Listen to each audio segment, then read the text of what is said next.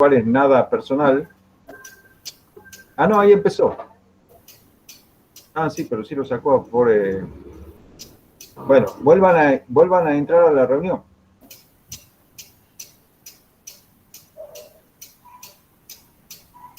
Espero que puedan.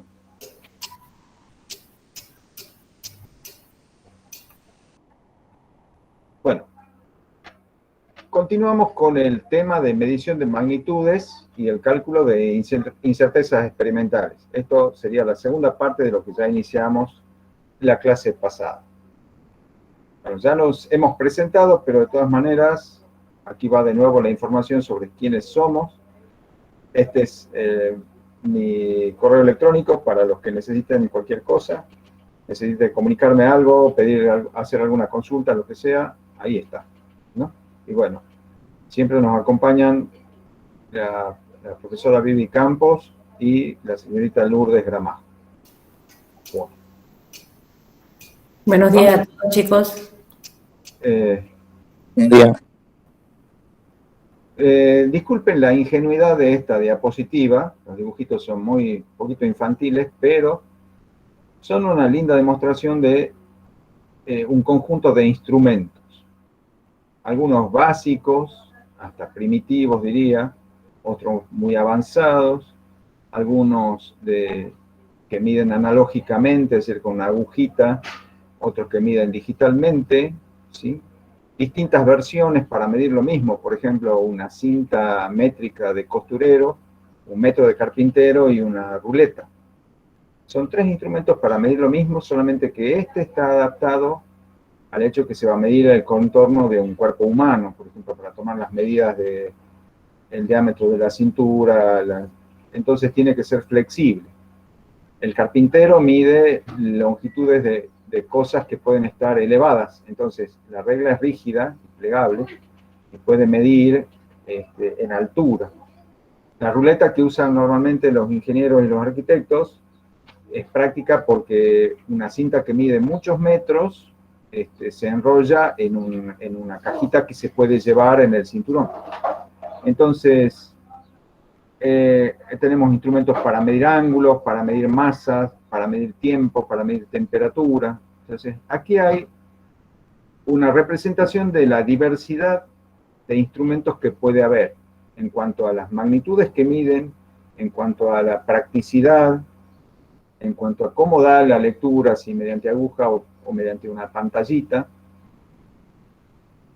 Entonces, esto va para decir que en realidad la diversidad de los instrumentos es enorme, porque si pensamos, estos son instrumentos para medir magnitudes de orden de magnitud relativamente pequeños, ¿no es cierto?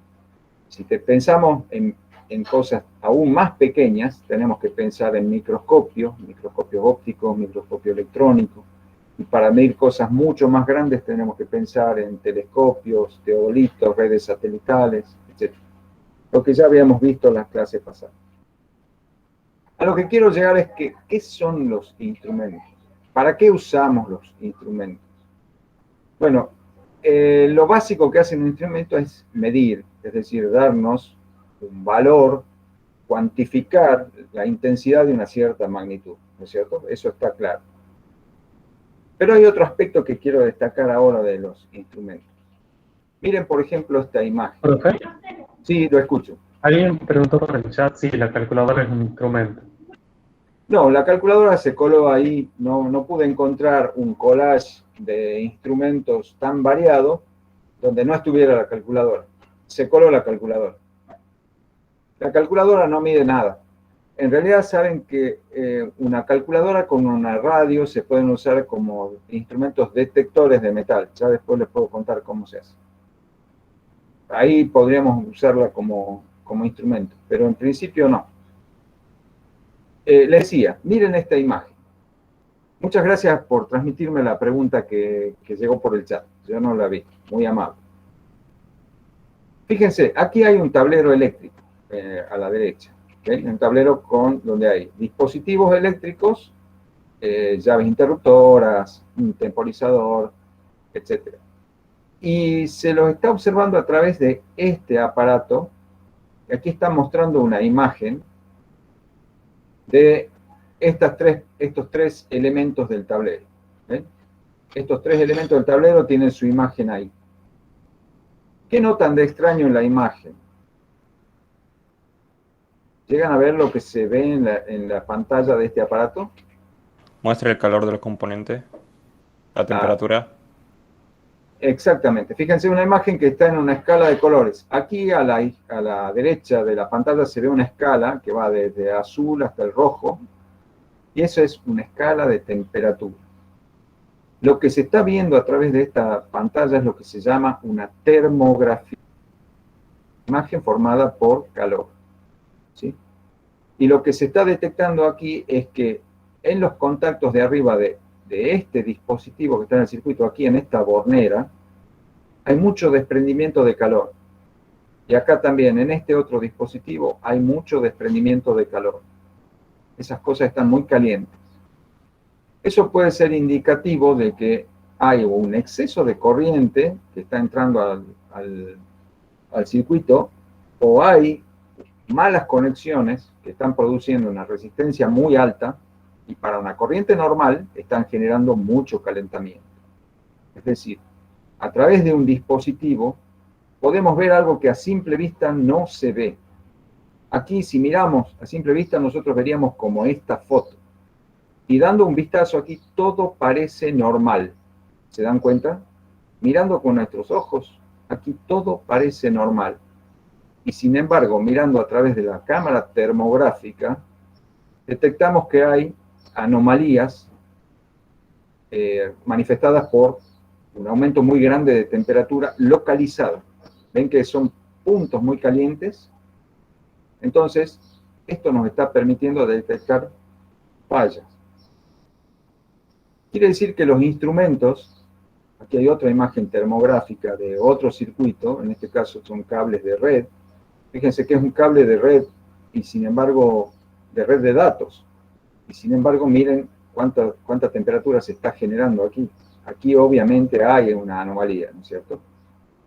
Y esto si le miráramos a simple vista, no lo percibiría. Quiere decir que los instrumentos no solo cuantifican el valor de una magnitud, sino que también amplían el rango de percepción de nuestros sentidos. Y esa función es muy importante. Nos permite llegar con nuestra percepción mucho más allá de los límites que tienen nuestros propios órganos sensorios. ¿Sí? Nos permite ver cosas que el ojo no ve, nos permite detectar temperaturas que nos quemarían o no. Nos permite medir distancias que jamás podríamos recorrer o mirar cosas tan chiquititas que es imposible pensar verlas a ojo desnudo. Entonces, ese es otro aspecto importante de los instrumentos, que además tienen la objetividad de responder siempre de la misma manera, no importa si nosotros estamos teniendo un buen día, un mal día, si estamos cansados, si estamos enfermos, no importa. El instrumento siempre mide de la misma manera, siempre y cuando esté bien cuidado y bien mantenido, ¿no es cierto? Bueno, me interesa que veamos entonces las características de los instrumentos. Les quería mostrar también como ejemplo de cómo los instrumentos amplían la percepción de nuestros sentidos. Fíjense, yo tengo aquí un aparato doméstico, un control remoto. Si yo aprieto algún botón y miro el panel frontal, no veo nada, pero si ustedes miran a través de la cámara de la compu, ¿qué ven? Una luz roja. Ven una luz roja, medio violeta, ¿no es cierto? Los invito a que ustedes, en sus casas, después, tomen su celu, pongan la cámara, la función cámara del celu, y miren el control remoto a través de su ojo nomás, apretando algún botón, y después mírenlo a través de la cámara del celu. Van a ver que las cámaras de los celulares tienen una sensibilidad tal que perciben, ahí ven el destello, la cámara del celu también ve en rangos de longitudes de onda que nuestro ojo no percibe. Por eso las cámaras digitales permiten hacer cámaras termográficas, como las que les acabo de mostrar. Bueno, eso, ahí tiene un ejemplo doméstico de cómo un dispositivo digital, como un dispositivo que puede usarse como instrumento, nos permite acceder a información que nuestros sentidos, que nuestros sentidos no nos permiten percibir, ¿no es cierto? Por ejemplo, el perro ese ladró porque ya está oyendo algo que yo todavía no oí. El perro salió ladrando porque sabe que algo se está acercando, un carro, un vendedor ambulante, y yo todavía no lo había percibido, ¿sí? El perro tiene su instrumento de audición más sensible que el mío. Bueno, veamos qué características vamos a reconocer nosotros, qué características nos van a servir para identificar instrumentos y ordenarlos de alguna manera, y para saber cuál es el instrumento que mejor se adecua a las mediciones que necesitamos hacer en algún instante dado. Aquí ven un clásico instrumento de aguja. Aquí está claro manifestado qué mide, ¿sí? Ustedes quizá la mayoría ya conozcan. ¿Qué instrumento es este? Voltímetro. Un voltímetro. Si alguno no lo conoce, no importa, no se desesperen. Ahora ¿por qué sabemos que es un voltímetro? Acá está la letra B corta, que es el símbolo de la unidad de diferencia potencial eléctrico que se llama voltio, ¿sí? Debajo del símbolo de voltio hay una línea continua horizontal y una línea de trazos. Eso quiere decir que es un voltímetro que mide tensión continua, o sea, una tensión cuyo valor tiende a ser constante en el tiempo, o que si varía, varía muy poquito, ¿sí? A diferencia de las tensiones alternas que tienen normalmente variaciones en el tiempo. Este es un voltímetro de continuo. ¿Qué más les quería decir? Por ejemplo, ¿quiénes suministran tensiones continuas? Las pilas. Las pilas que carga este control remoto, estas pilitas proveen tensión continua. Las baterías de los celulares, si bien se cargan conectados a la red, lo hacen a través de un dispositivo que convierte la tensión alterna de red en corriente continua y le baja el valor de tensión. Y acá en la batería se carga corriente continua y el dispositivo funciona con corriente continua. Eso ya lo vamos a ver después en física 3. Bueno, entonces esto nos dice el tipo de magnitud que mide este instrumento. Mide diferencias de potencial eléctricos en continua o mide voltajes en continua, ¿sí? La escala tiene dos datos muy importantes para nosotros. Acá nos está diciendo qué es lo más pequeño que puede medir de esa magnitud, cuál es el menor valor de esta magnitud que puede medir este instrumento. Esa característica se llama la apreciación del instrumento. Siempre, cuando definamos un instrumento, tenemos que caracterizarlo por esta apreciación, lo menor que pueden medir, ¿no? También la escala nos dice cuál es el mayor valor de tensión continua que puede medir. Eso se llama el alcance. Apreciación y alcance definen el intervalo de valores de la magnitud que puede medir. Típicamente nos imaginamos que el instrumento empieza a medir de 0, pero hay instrumentos que pueden medir desde valores negativos a valores positivos. Por ejemplo, ¿cuál se les ocurre? ¿Qué instrumento puede medir valores negativos de alguna magnitud?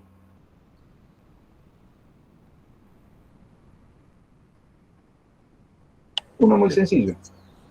¿Termómetro? Los termómetros. Los termómetros pueden medir, por ejemplo, los termómetros que a veces tenemos para tener en la casa, pueden tener algunos grados bajo 0, ¿sí? Porque puede haber inviernos suficientemente fríos como para que haya temperaturas bajo 0, y el termómetro puede medir. o si yo tengo que tener un termómetro que mida la temperatura de una cámara frigorífica, seguramente voy a estar midiendo siempre temperaturas bajo cero, ¿sí? Entonces, hay instrumentos que no necesariamente empiezan desde cero a medir su escala. Hay instrumentos que tienen el cero en el centro, hay instrumentos de aguja que tienen el cero en el centro y entonces pueden medir valores por debajo del cero y por arriba del cero. Típicamente hay amperímetros que tienen el cero en el centro, entonces miden corrientes que tienen un signo y tienen otro, porque las corrientes continuas se les da signo según el sentido en que circulan. Bueno, y una tercera característica que ya la vamos a definir bien, es lo que se llama la exactitud del instrumento. Es decir, el concepto de apreciación es fácil de asimilarlo, ¿no es cierto? El menor valor de esa magnitud que puede medir un instrumento. Si yo ahora les muestro una balanza, les muestro un termómetro, ustedes inmediatamente pueden reconocer cuál es la apreciación de esos instrumentos, ¿no es cierto? Hay que fijarse cuál es la menor división de la escala, ver qué valor representa. Y eso será la apreciación del instrumento. Caso más sencillo, una reglita milimetrada. Bueno, sabemos que la apreciación es 1 milímetro, ¿sí? El alcance, obviamente, es lo más grande que puede medir ese instrumento. Pero, ¿qué será la exactitud? ¿Qué había que hacer con un instrumento para que represente, para que pueda medir bien el tipo de magnitud que yo quiero medir? ¿Qué proceso había que hacerle, una vez que se lo construyó, se lo fabricó, qué hay que hacerle al instrumento para que mida bien la magnitud que yo quiero medir? Y que cualquiera que lo use mida siempre lo mismo. ¿Qué proceso? Dependería del orden de magnitud. No es así. Bueno, pero ya sabemos, supóngase, Habría yo que quiero medir. Calibrarlo. Exactamente. Tiene razón el joven que dijo que dependería del orden de magnitud, pero una vez que eso, por ejemplo, yo sé que este instrumento lo fabriqué para medir de 0 a 10 voltios de corriente continua. O sea que el orden de magnitud es 10 a la 0 voltios. ¿Sí? Eso está claro. Lo que tengo que hacer es después controlar con un patrón que cuando yo le ponga 1 voltio, la agujita gira hasta donde dice 1 voltio. Cuando le ponga 2 voltios, la agujita gira hasta donde dice 2 voltios. Y así, tengo que hacer la calibración del instrumento. Bueno, la calidad del proceso de calibración, es decir, qué tan bueno ha sido el patrón con el que se ha calibrado, qué tan fielmente la unidad que dice la escala de este instrumento reproduce la unidad patrón de esta magnitud, es lo que se llama la exactitud. O sea, ¿qué es la exactitud de un instrumento? Es la calidad de su calibración. ¿Sí?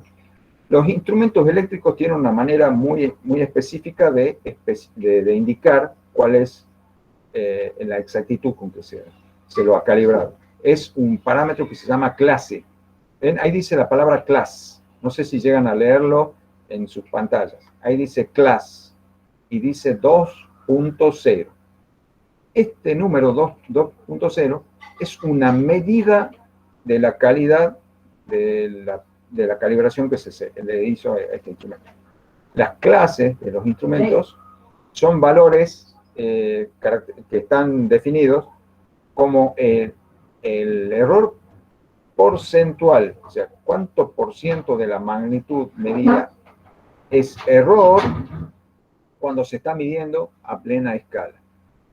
Se los estoy diciendo para decir que está definido. No hace falta que lo asimilen ahora ni nos importa. Ya vamos a volver sobre el concepto de error de exactitud. Lo vamos a decir un poco más suavecito.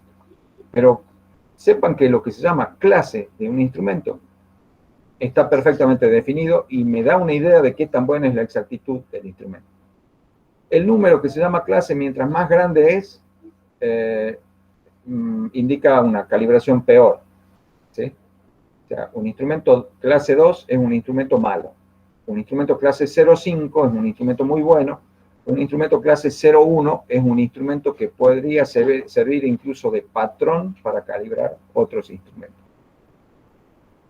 Bueno, apreciación, alcance y exactitud. 3 características que definen el tipo de instrumento, ¿sí? Además de, por supuesto, el tipo de magnitud que mide ese instrumento.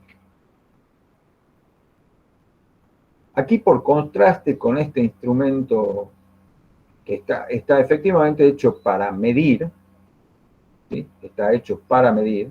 Ah, perdonen, preguntita. ¿Cuánto vale la apreciación de este instrumento? 2 milivolts, puede ser. ¿Cómo? A ver, ¿quién se anima? ¿Cómo pensó, cómo calculó el número que me acaba de decir? No estaba Porque correcto. a la mitad sería 1 volt y digamos que está dividido en 4 y tendrá que ser 2 milivolts para que ¿A la mitad de qué, perdón? de la escala, digamos, porque está el 2, entre el 0 y el 2 está el 1, y entre el 0 y el 1 tendría que ser medir 2 milivolts para que sean, digamos, No 1 puede milivolt. ser, no. Un milivoltio es la milésima parte de un volt. Y acá esto está dividido en milésimos. No, en volt, digamos. A ver. Pensemos. Fíjense, lo que hay que hacer es contar, tomar algún valor, por ejemplo, el 2, y ver cuántas divisiones hay desde el 0 hasta el 2. Hay 1, 2, 3, 4, 5, 6, 7, 8, 9, 10 divisiones. O sea que tengo, lo más chico que mide es 2 voltios dividido 10. ¿Y eso cuánto da? 0,2. 0,2. O sea, 2. O si quiere, 200 milivoltios, no 2. ¿Sí? O sea, se puede saber la apreciación de un instrumento tomando un intervalo donde uno conozca el valor y contando cuántas divisiones hay. Más fácil todavía. Tomo el intervalo completo hasta 10 voltios y yo sé que acá hay 10, 20, 30, 40, 50 divisiones. 10 dividido 50 me da 0,2. ¿Sí? O sea que la apreciación de este instrumento es 0,2 voltios. ¿Sí? Entonces, el alcance dividido el número de divisiones de la escala me da la apreciación. Así, muy sencillo. ¿Comprendido? Bueno, alguien está llegando tarde, perdón un cachito, vamos a ver quién hacemos entrar.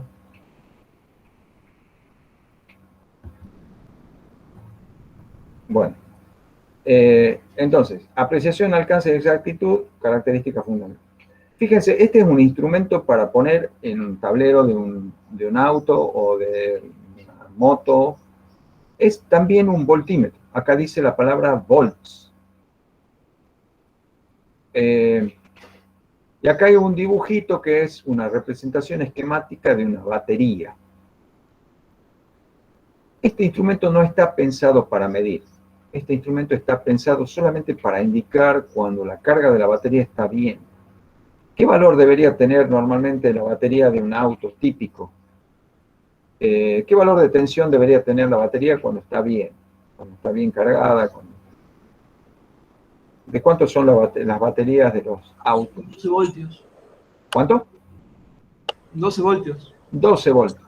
Y fíjense, el valor 12 está en el centro de la escala. Entonces esto está pensado para que cuando la batería esté bien, uno de un vistazo vea que la aguja está vertical, está marcando el centro de la escala. Y si anda por ahí cerca de los 12, un poquito menos, un poquito más, está todo bien. ¿Sí? Cuando se nos va mucho para la izquierda, quiere decir que se nos está quedando sin batería el auto. Y cuando se va mucho para la derecha, quiere decir que se está regulando mal la tensión y le está yendo una sobretensión que puede ser peligrosa para la batería. Es nada más que un indicador. Con esto no pretendemos medir. ¿Sí? Ven que ni siquiera tiene una escala muy en serio. Es bastante malo como instrumento medidor. Esto es solamente un indicador. ¿Se entiende? O sea que no todo dispositivo con una escala y una agujita es realmente un instrumento. En realidad esto sí es un instrumento, pero más que un instrumento de medición, es un instrumento de indicación. Me dice, todo está bien, o está muy baja la carga, o está muy alta la carga. Nada más. No puedo sacar más información de acá. ¿Comprenden la diferencia? Sí, profe. Sí, profe. Claro. Porque hay magnitudes que uno necesita conocerlas con poca precisión, ¿sí? Que la batería del auto tenga 12,4 voltios no me afecta para nada. Que tenga 13,7 voltios no me afecta para nada. Entonces, si la agujita anda por ahí, quiere decir que está todo bien. Solamente si se va para un lado o para el otro, me voy a poner a ver qué le pasa a la batería del auto. Bueno, un instrumento desde el punto de vista de la construcción, la fabricación y el funcionamiento, así pensándolo como un dispositivo, es un sistema, o sea, algo que tiene partes, en donde entra algún tipo de señal, que típicamente es la magnitud que yo quiero medir, y del que sale otro tipo de señal, que es lo que permite cuantificarla a la primera. O sea, hay lo que se llama la señal de entrada, S sub input, la I es de input, que quiere decir entrada en inglés, entrada de algo a algo, ¿sí? Y S sub O es la señal de salida, O de output, ¿sí? ¿Cómo es esto? Y bueno, por ejemplo, en el instrumento la señal de entrada es el voltaje que yo quiero medir. Y la señal de salida es el ángulo que forma la aguja respecto de la posición 0. Eso es la señal de salida, ¿entienden? La aguja se va a girar y va a describir un ángulo hasta que quede en algún punto de la escala, y ese ángulo que giró la aguja es la señal de salida. Entonces tiene que haber una relación entre la señal de entrada y la señal de salida, ¿no es cierto? Porque entonces, si yo calibro cuántos grados gira la aguja por cada voltio, puedo dibujarla a la escalita y hacer que, marcando ángulos, este instrumento me mida voltios. ¿Entienden la idea de lo que es señal de entrada, señal de salida? Sí, profe. Sí, ¿no es cierto? Caso sencillo, el termómetro. Al termómetro lo tengo en equilibrio térmico con el ambiente. Cuando lo pongo en contacto con una sustancia que está más fría o más caliente, el termómetro toma una cantidad de calor igual a que tiene que ver con la diferencia de temperatura a la que estaba, y con ese calorcito que toma, proporcional a la diferencia de temperatura, la columna del termómetro se dilata o se contrae, según si estoy poniendo en algo más frío o más caliente. Entonces, la señal de entrada es ese calorcito proporcional a la diferencia de temperatura, que es lo que yo quiero medir. Y la señal de salida es la longitud de la columna de la sustancia que hay adentro. Puede ser mercurio, puede ser alcohol, puede ser alguna otra sustancia que tenga una fuerte variación de volumen con los cambios de temperatura. ¿Se entiende? Bueno, entonces, desde el punto de vista constructivo y de funcionamiento, un instrumento es eso, un sistema al cual se le hace ingresar una señal de entrada, que es la propia magnitud que yo quiero medir, o algo proporcional a la magnitud que yo quiero medir, y me da una señal de salida que puede ser de una naturaleza completamente distinta. Ustedes vieron, yo al voltímetro le metí voltios, y la señal de salida es un ángulo. Nada que ver, ¿no es cierto? Sin embargo, como hay una relación bien establecida entre los voltios que yo le pongo y el ángulo que gira la aguja, puedo graduar los ángulos directamente a voltios. Así como puedo graduar la variación de la longitud de la columna del termómetro directamente en grados. ¿Sí? Bueno. Desde este punto de vista, el instrumento tiene una característica más, además de la apreciación, el alcance y la exactitud. Tiene una característica más que llamaremos la sensibilidad del instrumento. La sensibilidad del instrumento es la razón entre la intensidad de la señal de salida, señal de entrada, o sea, cuánto me da de salida un instrumento por cada unidad de señal de entrada que tenga. ¿Sí? Esto va a dar un número esto va a dar un número que va a ser más grande cuanto menos le cueste al instrumento detectar algo de señal de entrada. Piensen, si yo tengo un instrumento que con muy poquita señal ya me da una fuerte indicación, tengo una señal de salida grande para una señal de entrada chiquitita, este número va a ser grande. ¿Se dan cuenta? Si la señal de salida es grande con una señal de entrada chiquitita, quiere decir que el instrumento lo miro fuerte y ya señala algo. Es muy sensible, ¿sí? ¿Se entiende la idea?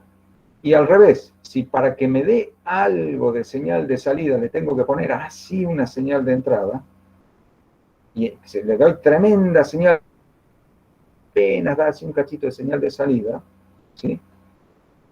Supónganse, fabrico un voltímetro y resulta que para que la aguja se mueva un gradito, necesito meterle 1000 voltios. ¿Ese es un instrumento sensible? No. Ese es un instrumento que tengo que meter mucha señal de entrada para que apenas me dé algo de señal de salida.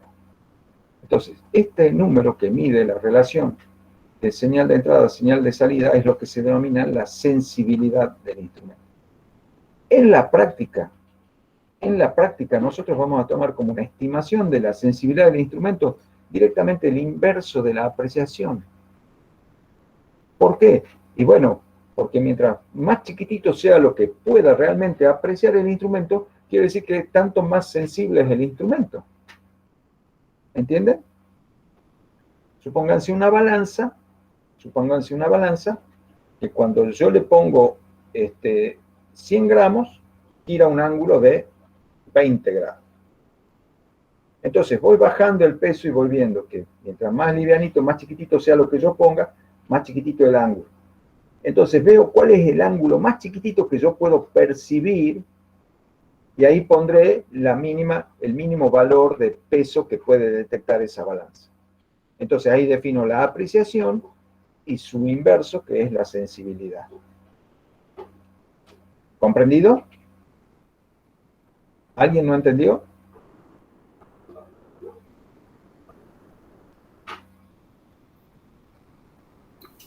Parece que todos entendieron, Horacio. Espero que sí, jóvenes. Si por alguna cuestión de que no se animan a interrumpir la clase y después les entra la duda, pueden consultar con Lourdes, pueden consultar con la profe Vivi, me pueden mandar un mail a mí y les cuento. Pero sería bueno que si alguien tiene una duda ahora, la comparta, así por ahí uno puede hablar por muchos, ¿sí? Así que no tengan miedo, jóvenes. Ya les dije, yo los invito siempre a que cuando yo esté diciendo algo y no me esté haciendo entender, me interrumpen y me preguntan, ¿qué? Bueno, pregúntenme mejor, profe, ¿cómo está diciendo? Entonces yo les vuelvo a aclarar, ¿sí? No tengan miedo, no se aflijan, estamos entre amigos. Bueno, si realmente no hay duda, avanzamos un cachito más. Vamos a entrar ahora de lleno a ver cuáles son las incertezas que están asociadas al proceso de medición. Ya tengo mi instrumento definido y calibrado. Ya sé qué apreciación tiene, ya sé qué alcance tiene, ya sé qué exactitud tiene. Ya está listo. Entonces, lo que tengo que hacer ahora es ponerlo en acción a ese instrumento y tengo que medir, ¿sí? Bueno, en este esquema tenemos todo lo que interviene en el proceso de medición y las incertezas que define cada una de las etapas del proceso de medición. Porque curiosamente, en el proceso de medir, incluso en el anterior, en el proceso de calibración, se generan incertezas. Ustedes me dirán, ¿pero entonces estamos haciendo todo mal? No. Se generan incertezas porque es imposible que un instrumento mida absolutamente todo, ¿sí? Un instrumento va a medir desde un valor mínimo hasta un valor máximo. Y el hecho de que tenga límites, lo que mide un instrumento ya está marcando incertezas, ¿sí? Entonces, analicemos bien. ¿Quiénes intervienen en un proceso de medición? Intervienen la magnitud que yo quiero medir, representada por este primer circulito. Algo que yo quiero medir puede tener su propia incerteza. ¿Por qué? Y bueno, porque la magnitud que yo quiero medir no necesariamente está perfectamente definida. Puede tener límites difusos. Cuando uno piensa en medir, uno se imagina algo que está muy bien determinado y que es problema mío tratar de medirlo de la mejor manera posible. Pero ocurre que a veces la magnitud que se quiere medir, ella misma, tiene límites difusos. ¿Dónde empieza y dónde termina la magnitud que yo quiero medir? Casos sencillos de pensar. Imagínense medir lo que llamaremos, qué sé yo, el ancho de un río. El ancho de un río está perfectísimamente determinado, lo podré medir hasta las milésimas de milímetro. Y no, porque una piedrita más para acá, una piedrita más para allá, ya, ¿sí?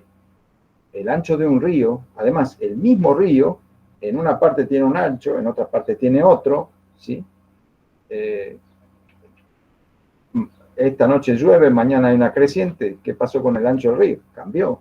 Entonces, la magnitud misma que yo quiero medir no siempre está bien definida. Puede tener algún grado de difusividad en dónde empieza y dónde termina. ¿Comprendieron la idea? Si yo les digo, Sí, profe. necesito medir el diámetro de esto, que es, ustedes van a decir un circulito, sí, pero es de corcho. Es de corcho. Entonces, si yo lo miro así a ojo desnudo, parece que es un circulito, pero si lo miro con un poquito más de cuidado, si lo miro con una lupa, veo que tiene muchas irregularidades en el contorno. Y lo que yo me imaginé acá en la cabeza, que es un circulito perfecto, no es. Y mientras más, con más precisión quiera medir, más se va a destacar el hecho de que los bordes que definen esto son irregulares. Entonces, la propia magnitud que yo quiero medir tiene indefiniciones. ¿Se dan cuenta? O el espesor. Si yo quiero medir el espesor de esta rebanadita de corcho, veo que es bastante complicado definir lo que es el espesor. Tiene demasiada variabilidad el espesor de esta rodajita de corcho como para decir, este es el espesor. Tenemos entonces una característica propia de la magnitud a medir, que es lo que se llama la definición. ¿Está bien definida la magnitud que yo quiero medir? ¿Sé bien dónde empieza y dónde termina? ¿O tiene alguna difusividad? Bueno, eso determina justamente la incerteza de definición.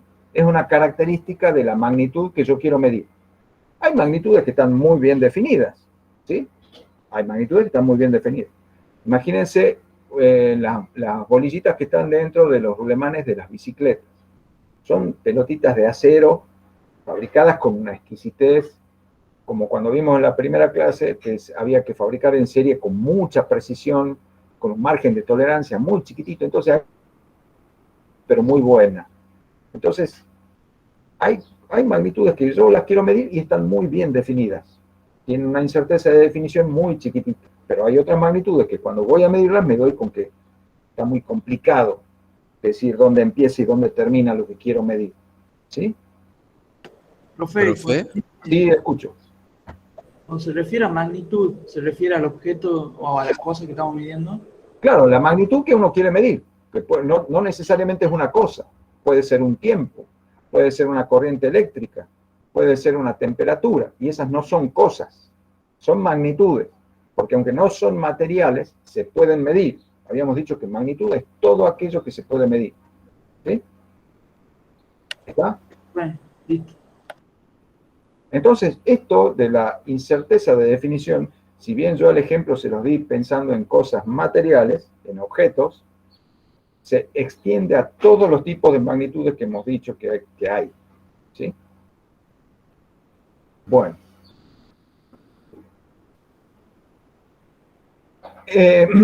El sistema medidor, el siguiente sistema que participa de todo esto, es el instrumento en sí y muchas veces nos incluye a nosotros. Cuando nosotros operamos el instrumento, a veces nuestras características personales se meten un poco con el sistema medidor. Típicamente, medir un lapso de tiempo con un cronómetro de mano. ¿Sí?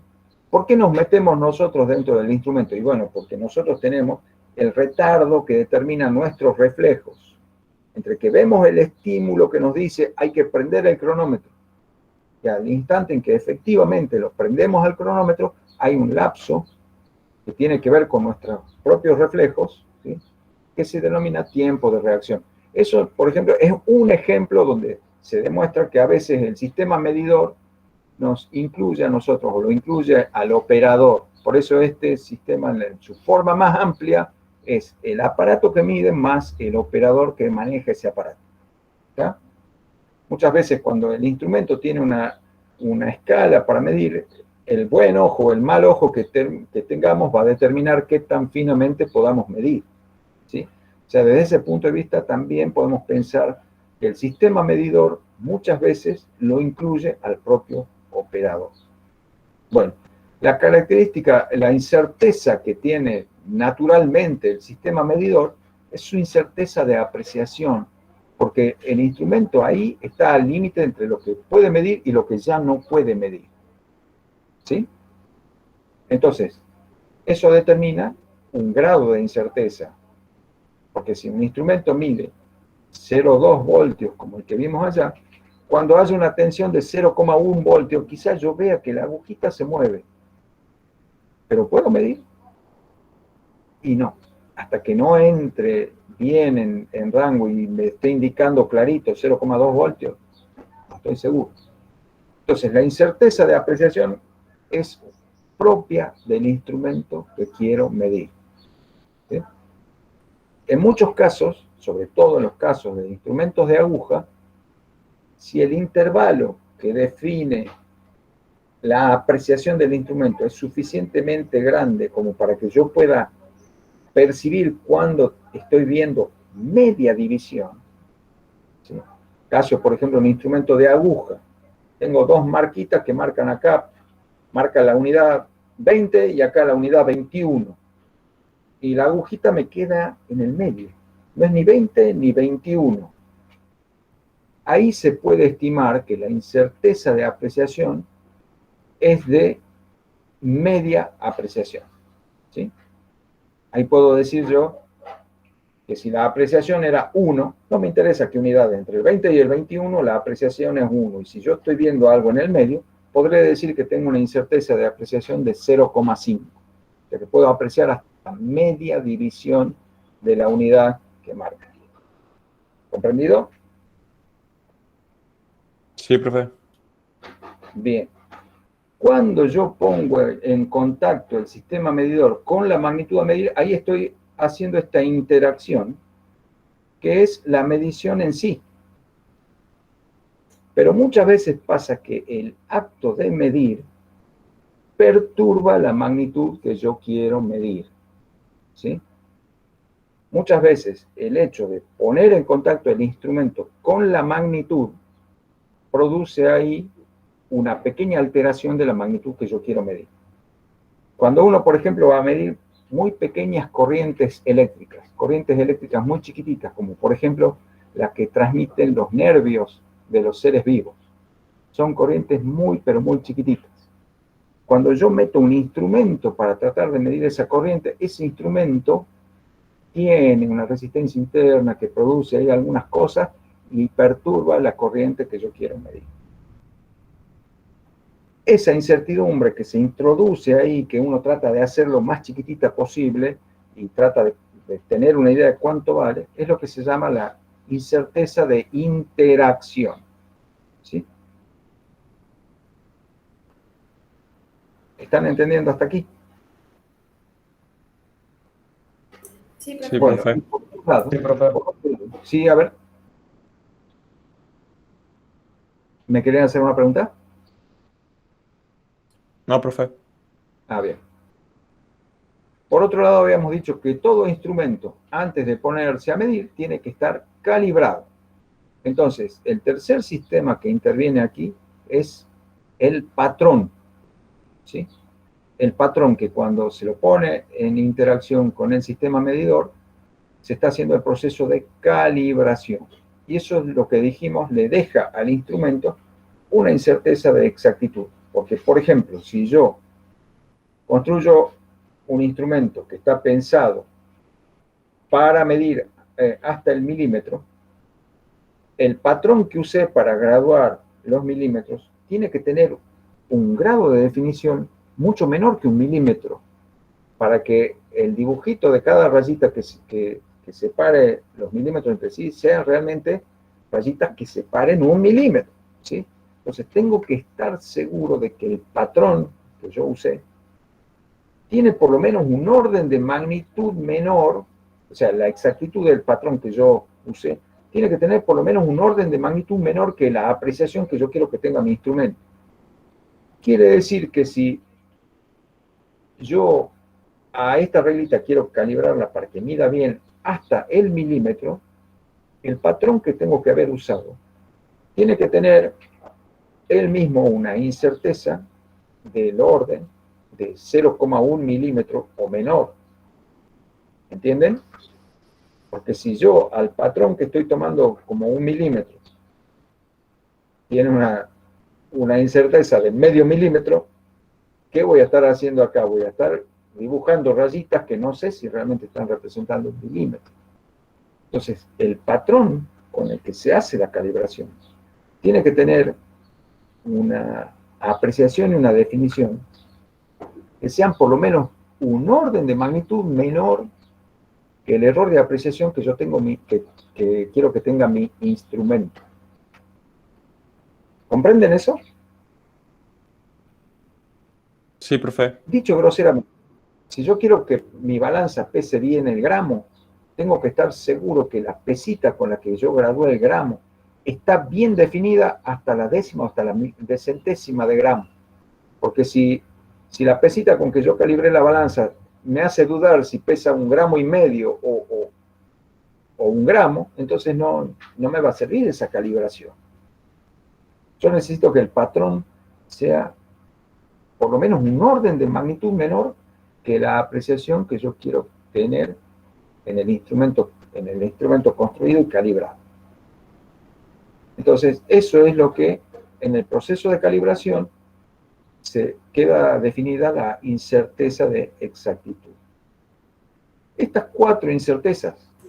Profe, ¿Sí? ¿Te escucho? no termino de entender, o sea, la incerteza tiene que ser, o sea, tiene que estar después de lo que yo quiero medir o antes. ¿Qué quiere decir? Después o antes, ¿en qué sentido? Tiene que ser más chica. Ah, eso. Tiene que ser más chica la incerteza del patrón que la incerteza de apreciación que yo quiero que tenga mi instrumento. Ah, bien. ¿Comprende? Sí, gracias.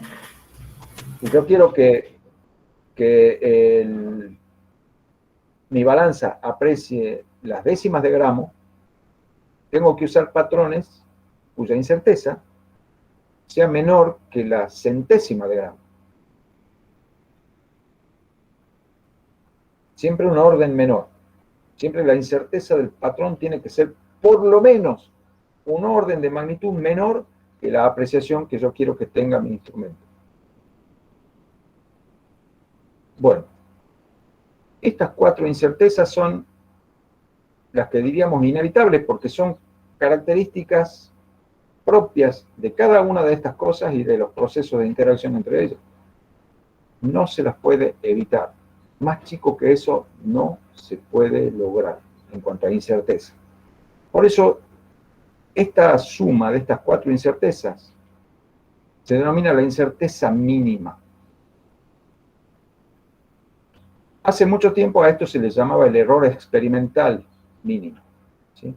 Entonces, históricamente, a las incertezas las van a ver representadas con la letra I mayúscula o con la E minúscula, porque antes también se les llamaba errores.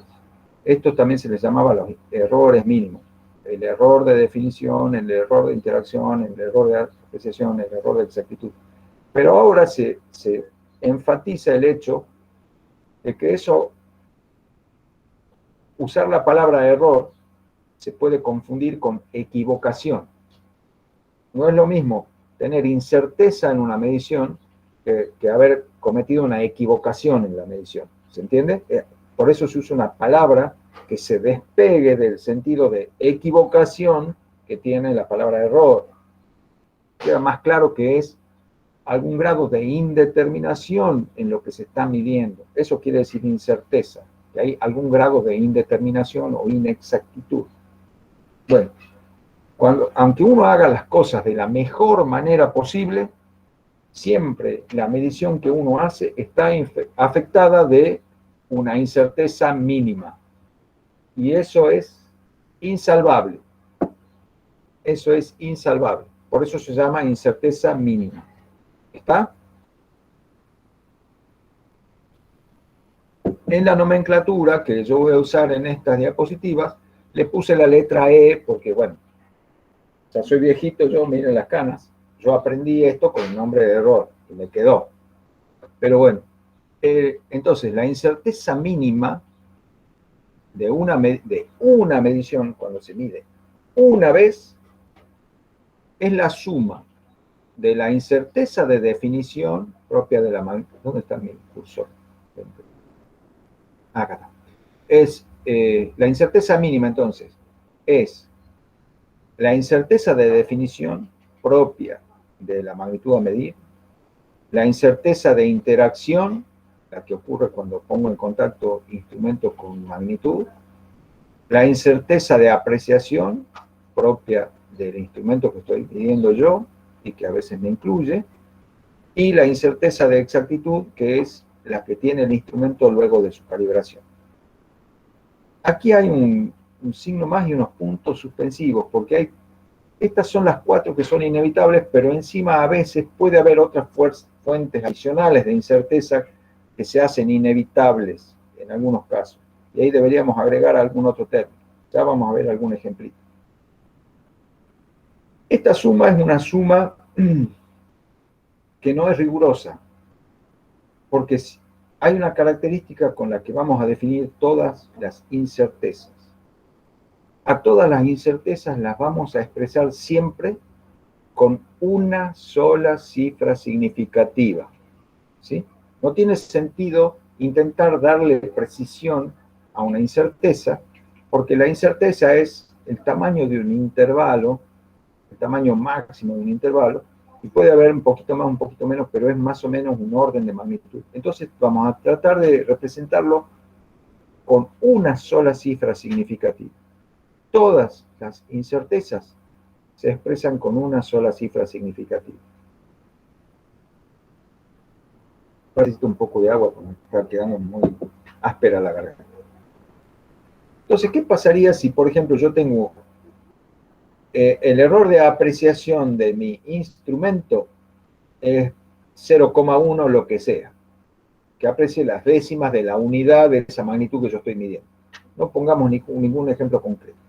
Pongamos que el error de apreciación es 0,1, o sea, es la décima parte de la unidad. Y resulta que la definición de lo que yo quiero medir anda en el orden de la unidad. Entonces, ¿qué va a pasar si yo a 1 le sumo 0,1? Y tengo que representar eso con una sola cifra significativa. Entonces, ¿qué me queda? 1. Queda 1. ¿Sí? Si yo tengo que representar 1,1 con una sola cifra significativa, es 1. ¿Sí? Entonces, esta suma es una suma donde solamente se van a sumar realmente los que estén dentro del mismo orden de magnitud. Porque si el error de definición está en el orden de la unidad, el error de apreciación está en el orden de las décimas, el error de exactitud está en el orden de las centésimas, entonces a la incerteza de apreciación y a la incerteza de exactitud las puedo despreciar frente a la incerteza de definición. Por ejemplo, puede pasar al revés. puede pasar que la magnitud que yo quiero medir esté definida hasta las 10 milésimas de la unidad. Y yo tengo un error de apreciación de 0,1, entonces el error de definición es absolutamente despreciable frente al de apreciación. Entonces aquí se suman, solamente se van a sumar de verdad si están dentro del mismo orden. Si no, prevalece aquella incerteza que es la más grande de todas. ¿Entienden? Entonces me va a quedar como incerteza mínima la más grande de todas. Cuando uno trata de medir, cuando uno quiere medir y trata de medir de la mejor manera posible, se trata de hacer todo para que la incerteza mínima se reduzca a la incerteza de apreciación del instrumento. De manera que el límite en la precisión de lo que yo estoy midiendo lo dé esa característica del instrumento y que ninguna de las otras incertezas llegue a ser del mismo orden. Ese sería el mejor aprovechamiento de un instrumento.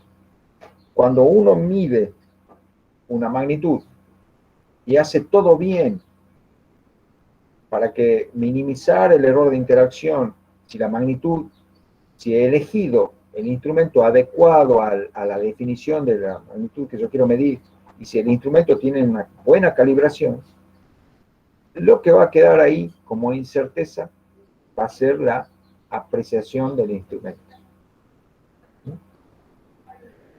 ¿Por qué dije que tengo que elegir la apreciación del instrumento en relación a la definición de la magnitud? Porque si yo les digo que la magnitud que necesito saber es el grosor de una rebanadita de corcho, y me voy a buscar un instrumento que aprecie la 10 milésima de milímetro, ¿tiene sentido eso?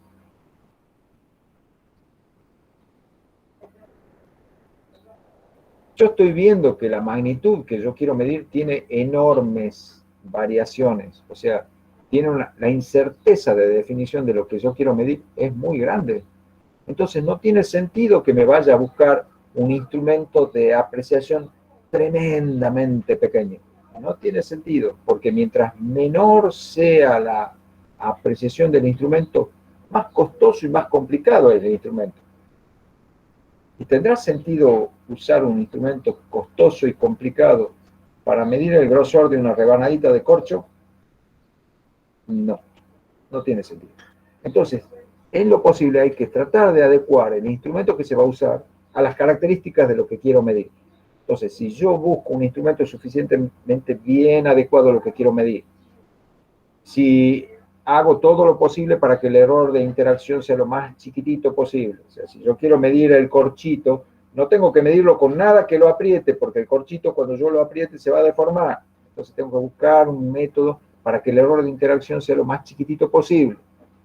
Si el instrumento que estoy usando está bien calibrado, entonces me va a quedar que todos los errores van a ser despreciables, excepto, todas las incertezas van a ser despreciables, excepto la incerteza de apreciación del instrumento con que medí. ¿Comprendieron? Vamos a volver sobre esto. A medida que vayamos midiendo, se van a ir poniendo de manifiesto estas incertezas. Vamos a tener que ir cuantificándolas. Vamos a tener que ir viendo cómo podemos estimar cuánto vale cada una de ellas. Y esto va a quedar muy clarito. Por ahora les suena raro, porque es la primera vez que lo están viendo. Pero después se van a dar cuenta que es una cuestión de sentido común. Si han comprendido este esquema de los tres sistemas que entran en interacción cuando se mide, van a ver que no va a costar para nada entender la lógica que hay detrás de esto. ¿Sí?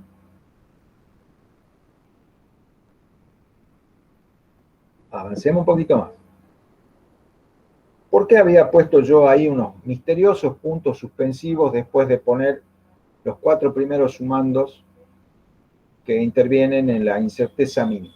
Bueno, acá tengo el caso de un instrumento, también de aguja, que es un amperímetro. Eso lo pone en evidencia la letra A que tiene, ¿sí? Es un amperímetro. Un amperímetro bastante extraño porque fíjense, va de 0 a 48 voltios y va de 8 en 8 la escala, ¿no? Es medio raro. O sea, tiene,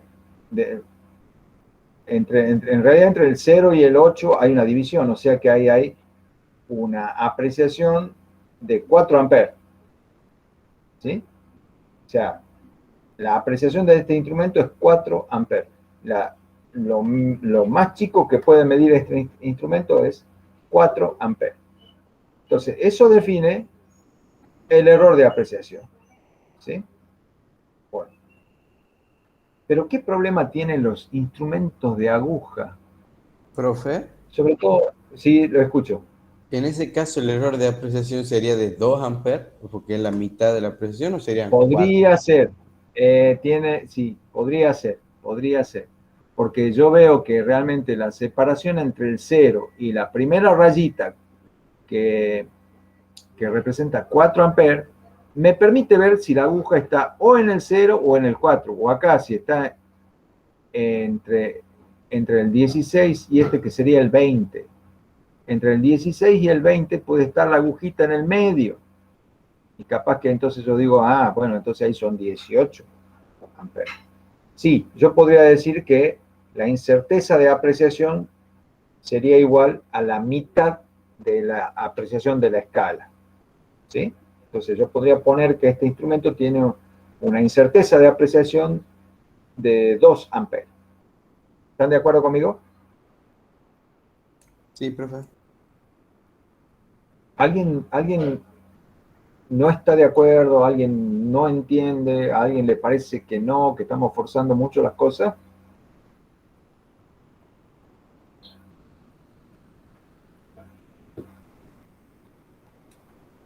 Sí se Bueno, entiende. muchas gracias. Entonces, ahí ya está, encontré qué incerteza de apreciación tiene. También dependerá de la corriente que yo quiera medir, si está bien definida o no, si es realmente una corriente continua, porque esto es para medir, es para medir intensidad de corrientes continuas, ¿no? Si la corriente es realmente continua, está bien definida, tendré un error de definición menor. O sea, si la corriente no pega saltos de más de 2 amperes, si por ahí hace algún tipo de serruchito, pero esos serruchitos que hace las variaciones son mucho menores que 2 amperes, para mí, el error de definición, corriente continua para mí es una línea recta horizontal, o sea, el valor de la intensidad como función del tiempo tiene que ser una constante. Pero si hay pequeñas variacioncitas, y esas variacioncitas son muy chiquititas comparadas con la apreciación del instrumento, para mí esas variacioncitas que serían error de definición son despreciables frente al error de apreciación. ¿Está claro? Sí. ¿Está claro? Bien. Por otra parte, si el instrumento tiene una resistencia interna muy bajita, se roba muy poquita energía del circuito que está midiendo, el error de interacción puede ser muy chiquitito, también puede ser despreciable. Y si el instrumento ha sido calibrado con un patrón que me asegura que está muy bien definido hasta el ampere, por ejemplo, o hasta el medio ampere, yo tendré un error de exactitud suficientemente pequeño también como para despreciarlo. Y me quedo con mi error de apreciación o incerteza de apreciación de 2 amperes. Pero tengo el siguiente problema aquí. Lo que pasa con los instrumentos de aguja es que la escala está en un plano, la escala está dibujada sobre un plano, y la aguja se mueve sobre un plano que está por encima de esa escala. Hay una altura entre el plano sobre el que se mueve la aguja y el plano sobre el que está dibujada la escala. Eso es inevitable porque si no la escala estaría rozando la aguja estaría rozando contra la escala y se frenaría. Estarían metiendo ahí una fuerza de roce que va a alterar el movimiento natural que tiene que tener la escala para darme la medición. Que tiene que tener la aguja para darme la medición. Entonces, en los instrumentos de aguja suele haber este problema de que la aguja está separada del plano donde está dibujada la escala. Y eso trae aparejado un problema como el que está representado aquí, que es que la medición que yo haga va a depender de la dirección de mi mirada. Si la aguja está acá y el plano de la escala está ahí, y yo miro desde acá, voy a ver que la aguja me da una indicación. Pero si miro desde acá, veo que la aguja me da otra indicación. Entonces, la lectura que yo estoy haciendo va a depender de la dirección de la mirada. Eso lo estoy poniendo de manifiesto aquí con este caso de es un ejemplo nada más para que quede claro.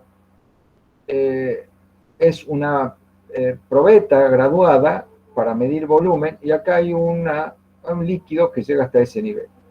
Resulta que si un observador mira en esta dirección, va a tomar una lectura del volumen.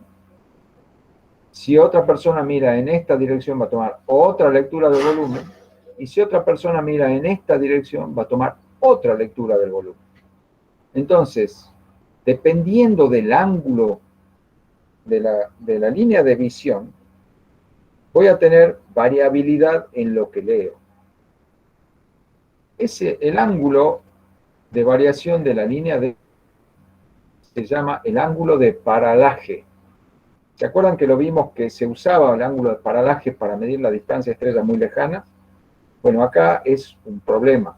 Acá el ángulo de paralaje es una fuente adicional de incerteza para la medición.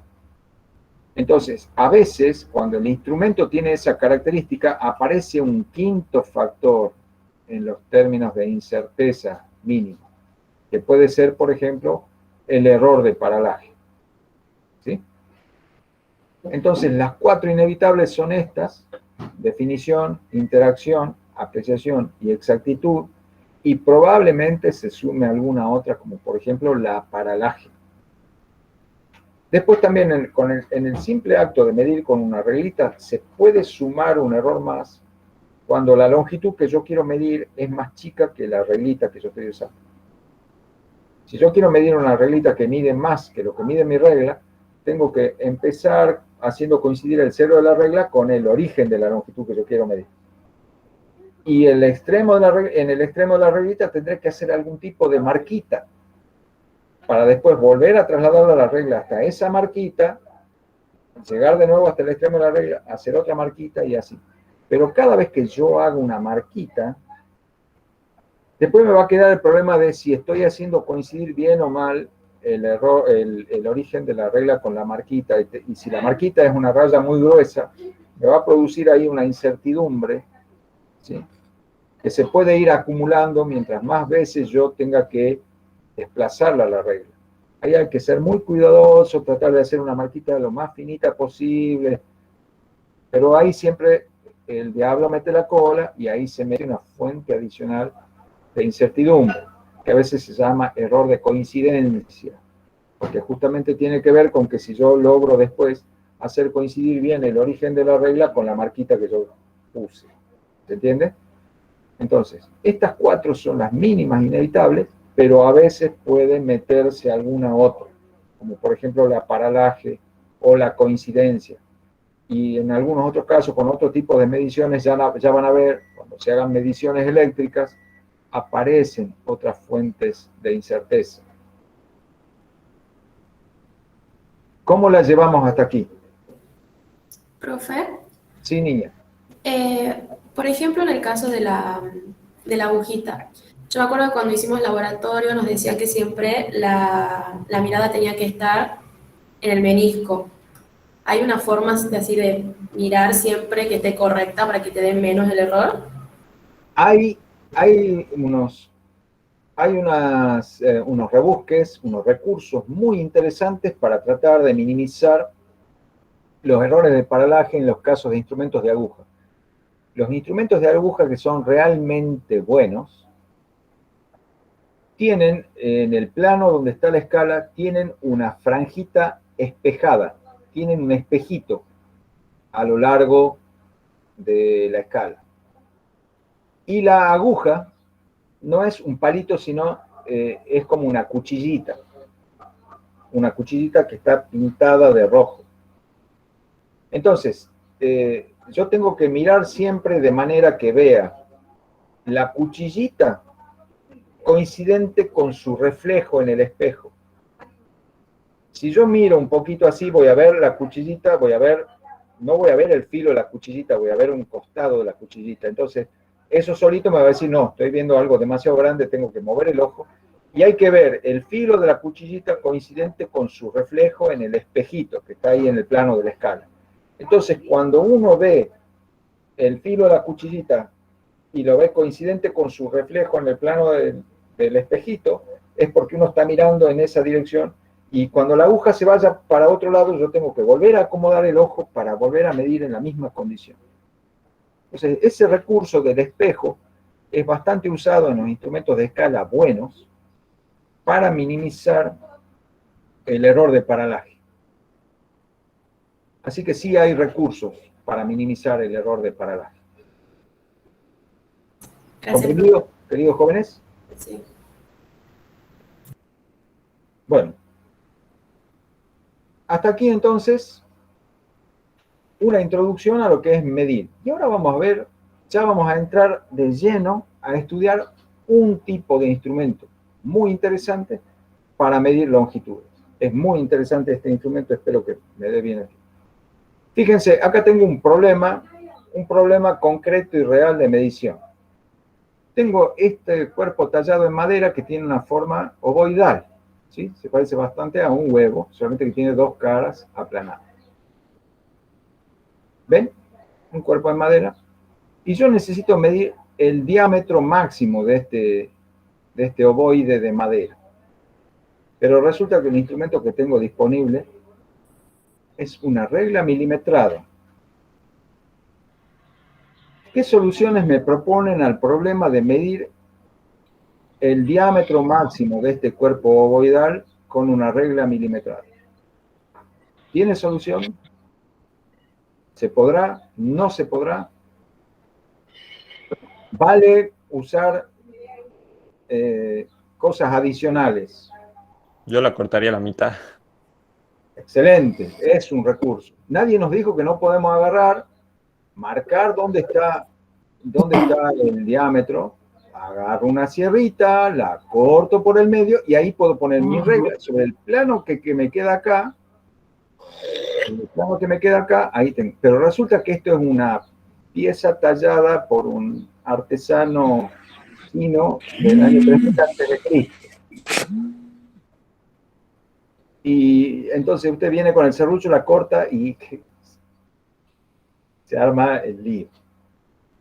Claro, la idea es que yo haga la medición de una manera no destructiva. La solución que propone el joven es lo que se llama una técnica destructiva. O sea, yo puedo llegar a medir la magnitud que me interesa, pero a costa de destruir el objeto donde está lo que yo quiero medir. ¿Sí? Eso a veces se permite y a veces no se permite. A veces tengo que hacer mediciones no destructivas. Entonces, es una medida, es una manera de medirlo al diámetro del ovoide, pero es destructiva. ¿Alguna manera no destructiva de medir el diámetro del ovoide? Un hilo alrededor y después se mide la longitud del hilo. Excelente, muy bien. Con mucho cuidado, tomamos un hilito muy flexible, lo envolvemos al huevito, ¿sí? Tomamos bien la longitud que termine el hilito justo donde empieza, lo sacamos al hilito, lo ponemos sobre la regla, medimos la longitud y eso nos da la longitud de circunferencia. Es pi veces el diámetro, ¿sí? Entonces a esa longitud la tengo que dividir en el número pi y eso será una medida del diámetro. Muy bien.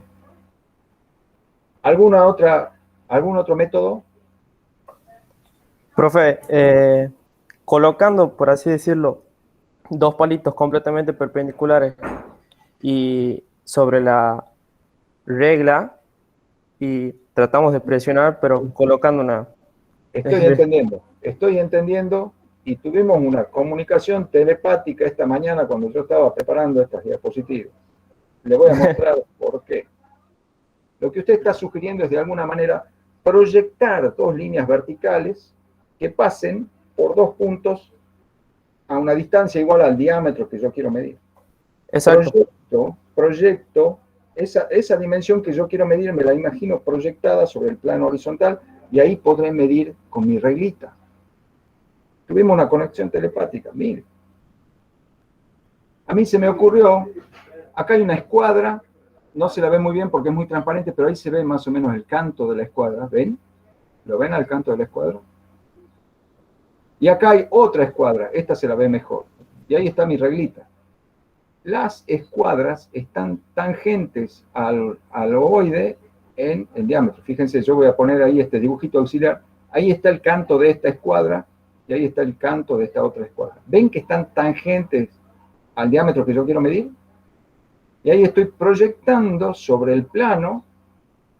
Las escuadritas están un poquito inclinadas, ¿no? Pero igual están tocando al ovoide en este punto y en este punto que definen el diámetro que yo quiero medir.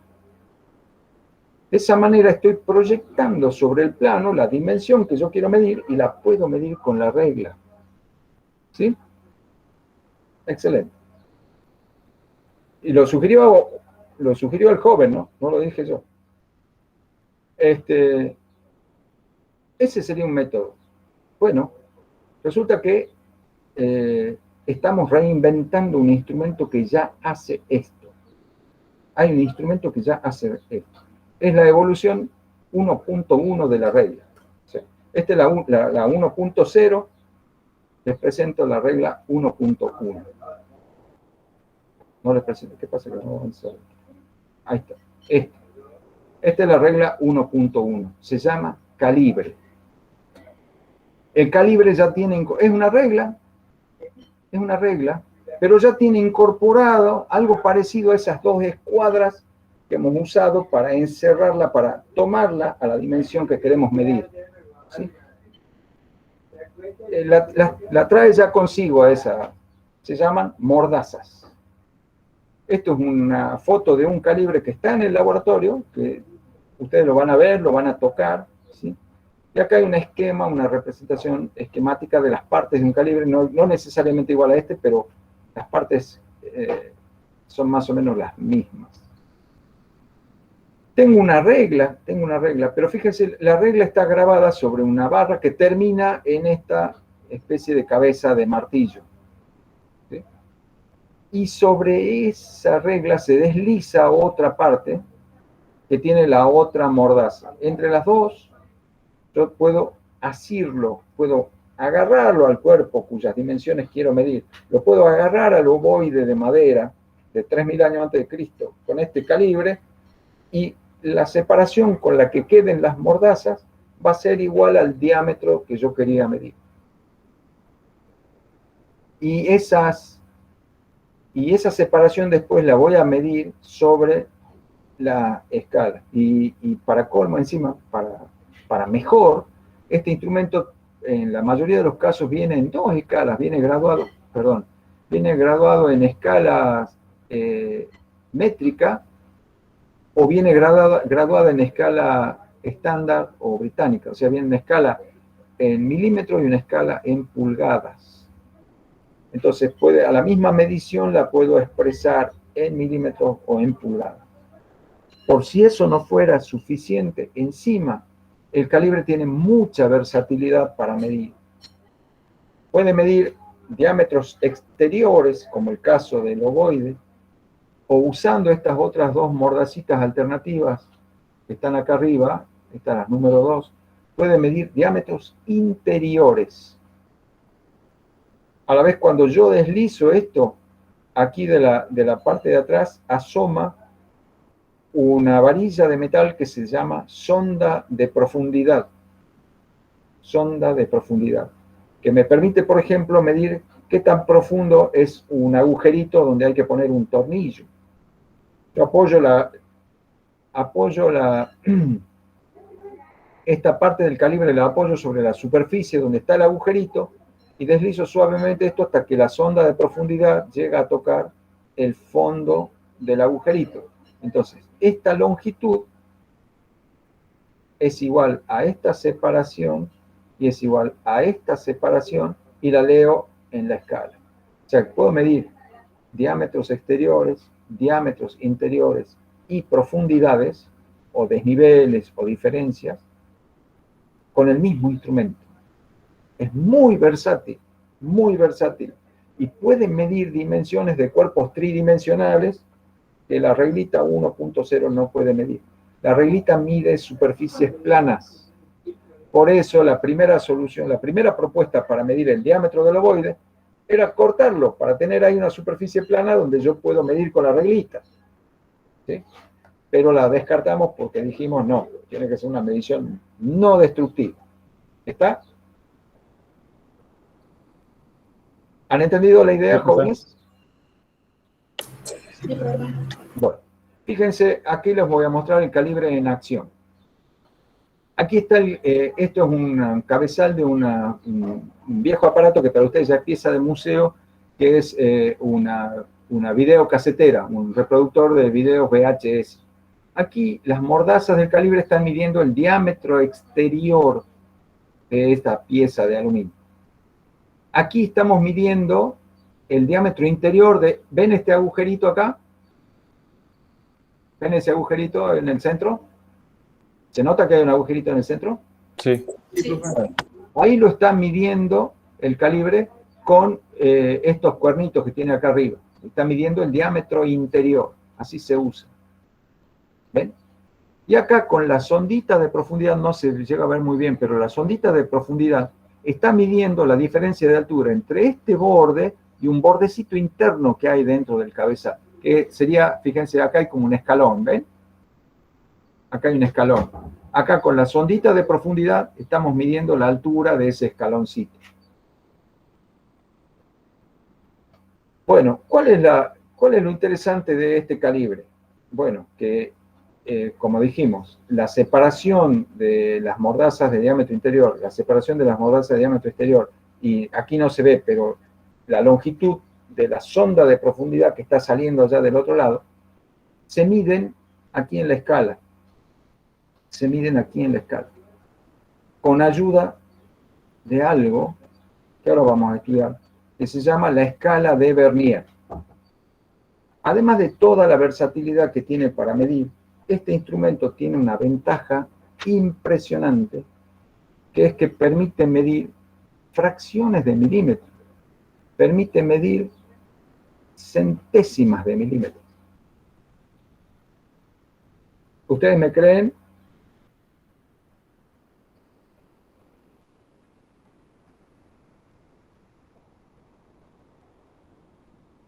No me creen, pero no me lo quieren decir.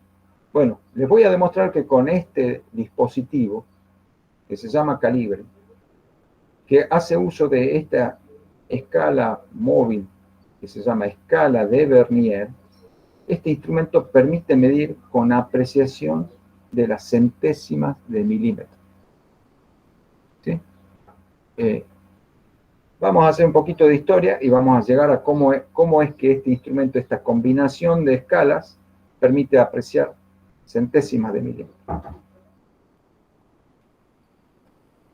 Un señor que se llamaba Pierre Vernier, era matemático.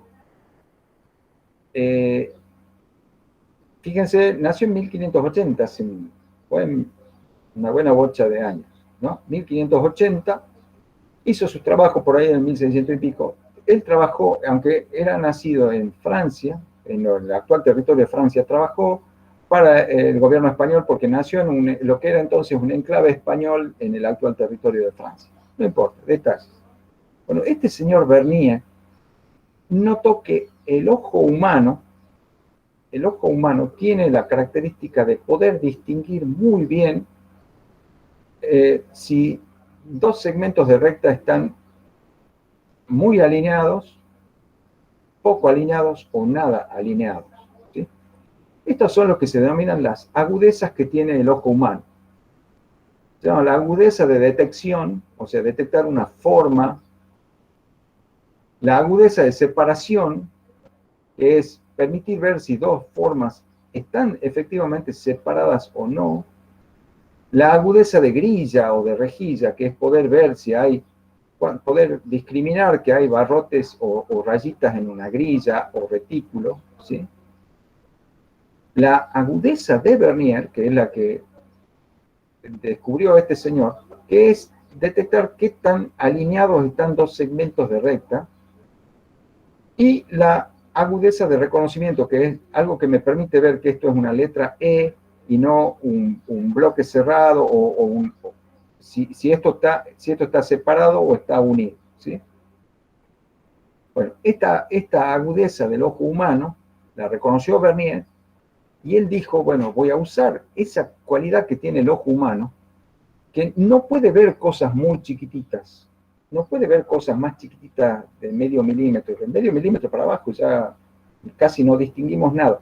Pero sí, curiosamente, el ojo humano puede detectar cuando dos segmentitos de recta están separados o están no alineados en una cantidad del orden de las décimas de milímetro. Este señor Vernier se valió de la agudeza que tiene el ojo para discriminar la no alineación de segmentos para mejorar un aparato de observación astronómica que se llamaba el cuadrante. Y en el año 1610, creo, publicó un libro donde él enseñó que sea un cuadrante, que es un instrumento que mide ángulos, se le agrega una segunda escala. Es posible medir los ángulos con décimas o centésimas de minuto de arco. Este fue el gran invento de Vernier. Y ahí está inventando, ahí le puso una escala de Vernier a un instrumento para medir ángulos.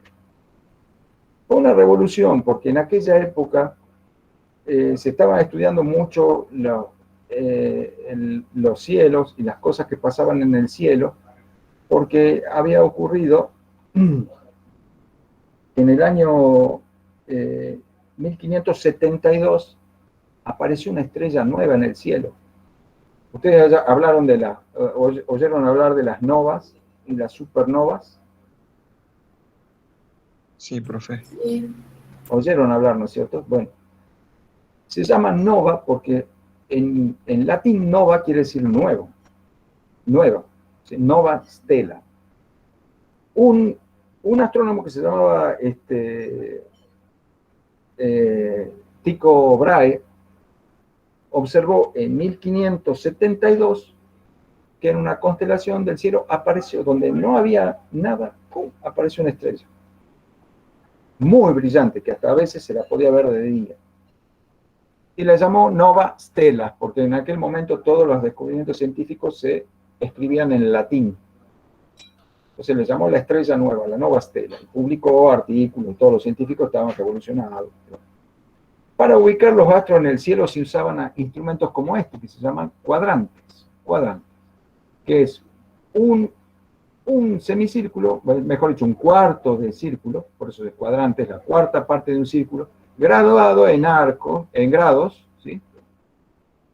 Y con una especie de aguja móvil. Acá esta barra puede girar, ¿sí?, a lo largo de esta escala, pivotando acá en este extremo. A la vez, todo esto puede girar sobre este eje vertical, ¿sí? Entonces, se lo giraba esto verticalmente hasta que uno lo ponía a esto en el plano donde estaba la estrella, y después se miraba esa estrella con una mira que estaba puesta en este brazo. Entonces se medía qué ángulo horizontal, en qué ángulo horizontal estaba el meridiano donde estaba la estrella y qué ángulo vertical indicaba la posición de la estrella. Entonces, para medir fenómenos de cosas que pasaban en el cielo, como la Nova Stella o como los cometas, apareció un cometa muy grande en 1577. Pero resulta que era un cometa que no tiene órbita cerrada, un cometa que pasó y se fue, nunca más volvió. Bueno, todo eso ameritaba observarlo a los astros y medir los ángulos, y midiendo el ángulo horizontal, el ángulo sobre el horizonte, que se mide girando esto alrededor del eje vertical, ángulo que se llama el ángulo azimutal.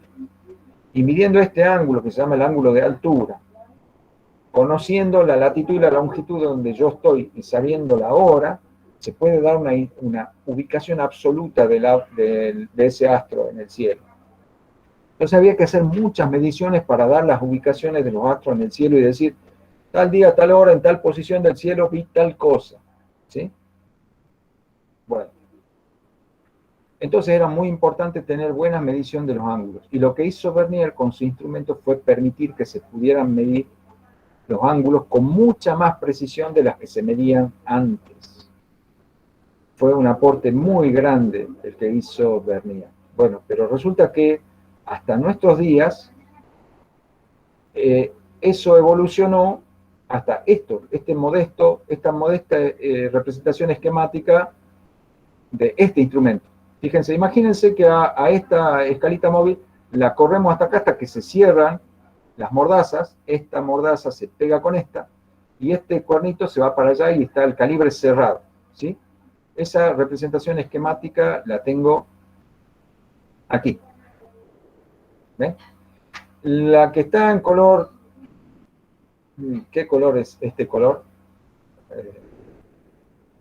Verde. Verde. Verde. Verde agua. Verde agua. Tenía que intervenir una niña para darnos así la precisión. Verde agua. Bueno, esa es la escala fija. Esa es lo que llamaremos la escala fija. Sería esto. La regla grande con esta mordaza. Eso está ahí representado en verde agua. Y en el otro color, medio amarillito, medio naranja, está la parte móvil. ¿Ven? Bueno, vamos a ver una animación para tratar de entender esto. Permítanme, vamos a dejar de ver esto.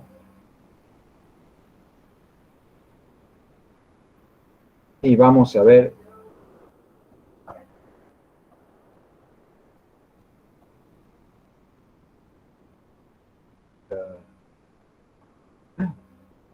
no lo tengo, esperen un cachito.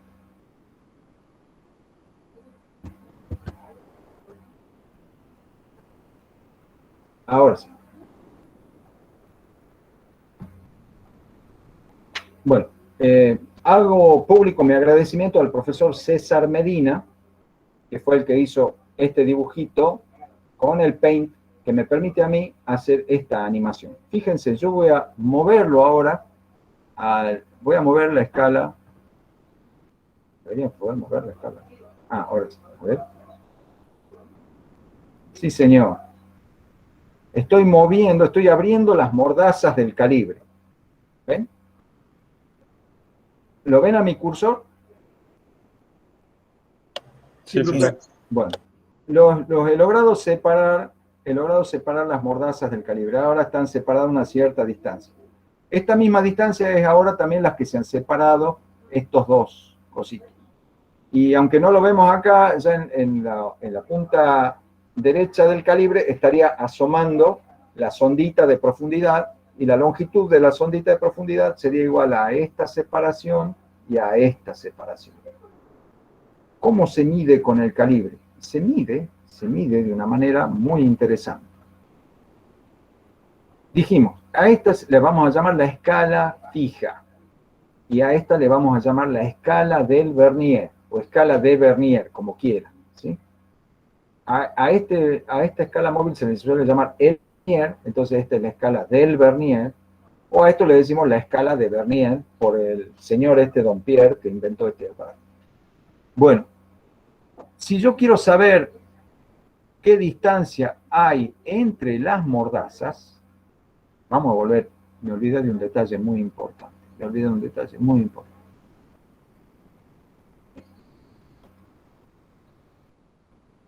Cuando las mordazas están cerradas,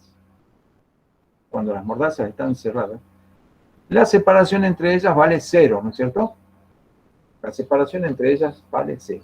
Y lo que yo veo aquí es que este segmentito, que está indicado con la marca 0 en la escala fija, y este otro segmentito, está indicado con el 0 de la escala de Vernier, tienen una alineación perfecta.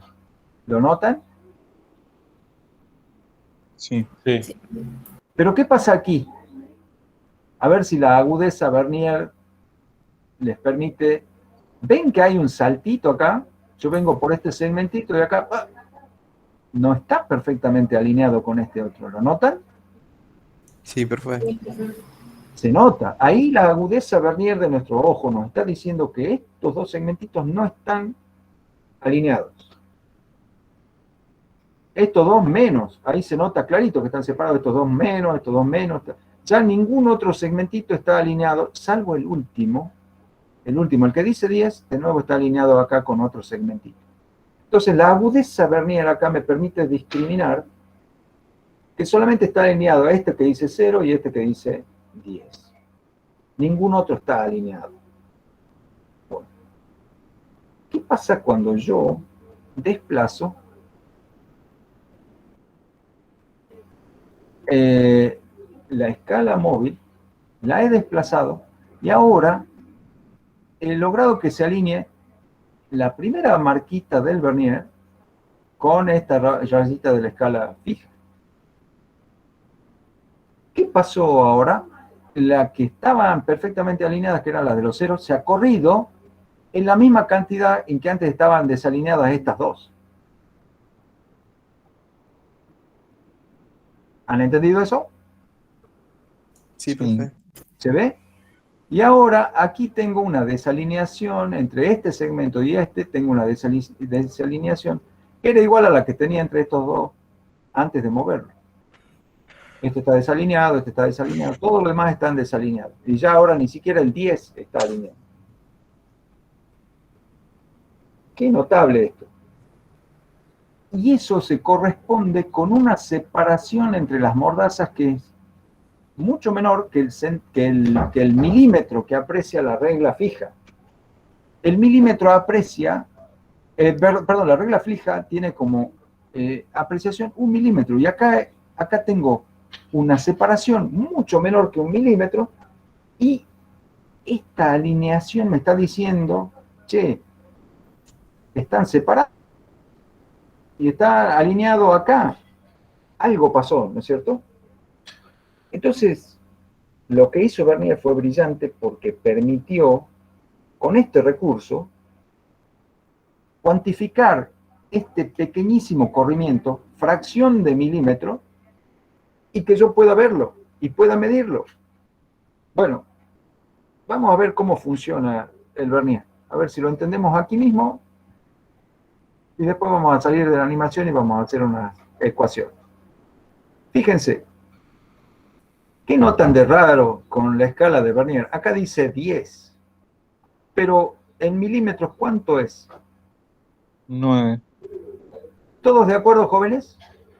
Fíjense, esto es 1 centímetro, o sea, 10 milímetros. Esta es la escala que realmente está graduada en las unidades en las que yo quiero medir, que son milímetros.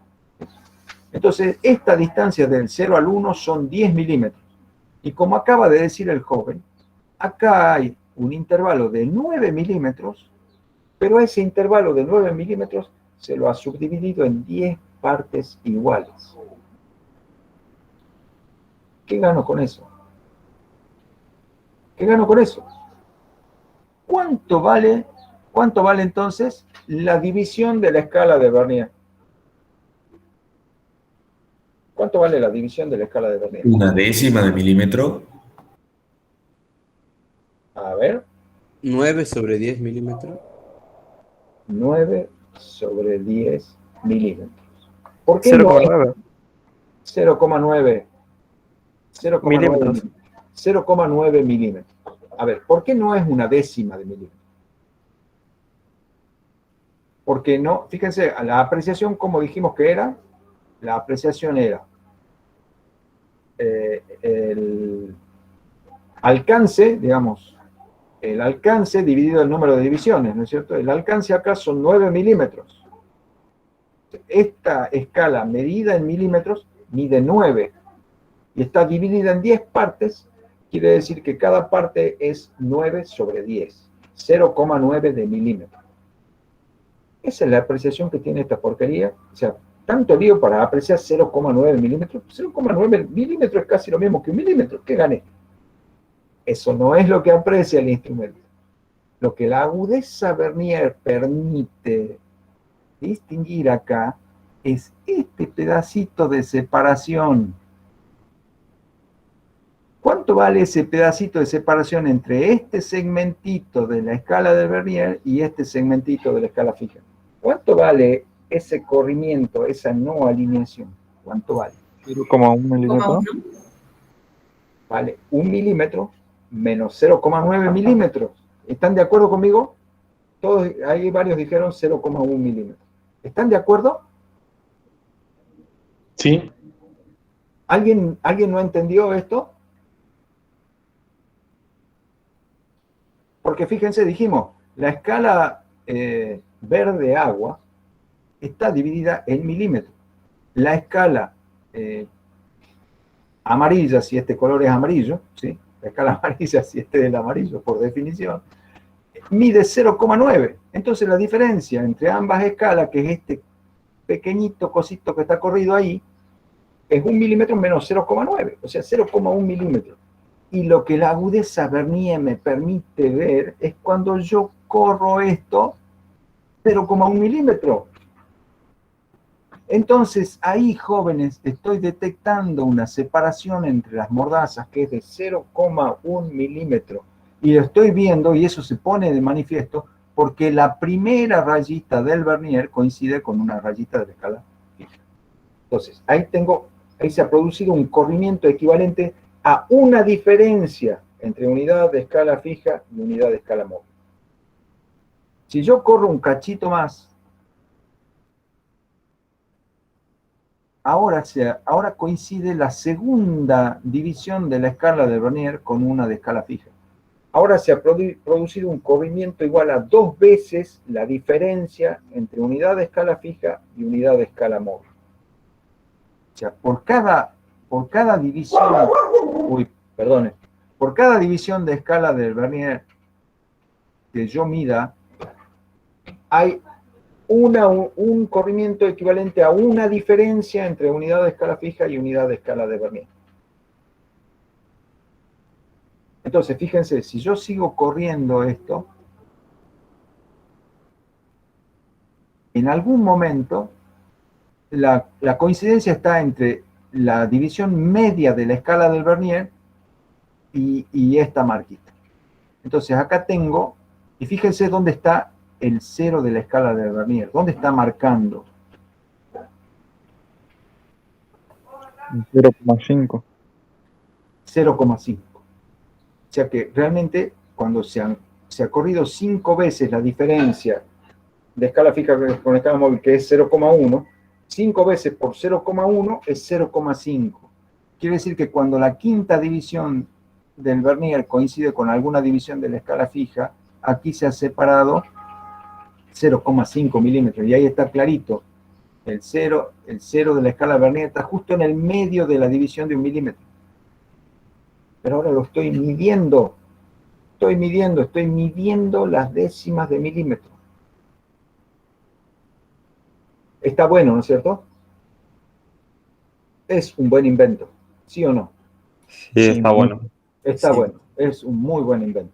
¿Y qué pasa si yo tengo, por ejemplo, una medición en donde el 0 de la escala de Vernier es justo ahí y no hay ninguna otra alineada? Bueno, tengo una medida, tengo una separación entre las mordazas del Vernier que vale 1,0, eso quise decir. Mide 1,0 milímetros, ¿sí? Porque mide 1 milímetro y mide 0 décimas de milímetro. ¿Entienden? Y ya puedo poner ese 0 detrás de la coma, porque este instrumento puede medir las décimas. Y ahí está midiendo 1,0 milímetros. ¿Les gustó? Sí, profe. Sí, profe. Sí, profe. Bueno, entonces, este instrumento, ¿cómo se mide con este instrumento? ¿Mido solo milímetros? No. Porque, por ejemplo, si yo mido algo,